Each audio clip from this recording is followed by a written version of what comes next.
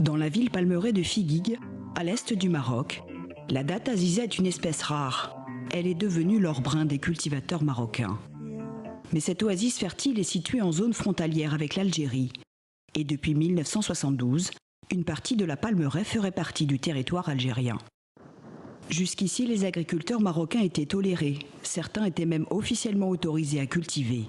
Mais le 12 mars dernier, l'Algérie pose un ultimatum ordonnant d'évacuer. 6 jours plus tard, ces militaires bloquent l'accès aux terres. Les agriculteurs dénoncent une mise à mort. Le jour même, des milliers de Marocains se réunissent à Figuig pour dénoncer ces expulsions. Ici, pas d'usine, pas de tourisme. L'agriculture est la seule ressource. Abdelmalik Boubkri, 71 ans, fait partie des cultivateurs expulsés, dans l'incapacité aujourd'hui de récolter les fruits de son labeur. En 30 ans, ici, on a planté plus de 30 000 dattiers et l'Algérie nous a donné une semaine pour évacuer. On est allé voir nos autorités et elles ont confirmé, elles nous ont dit que le 18, il y aurait aussi nos forces armées. L'Algérie nous avait prévenu, mais là, on a compris que c'était vrai. Le gouvernement marocain n'a officiellement pas réagi, mais des avocats ont décidé de porter plainte contre l'Algérie.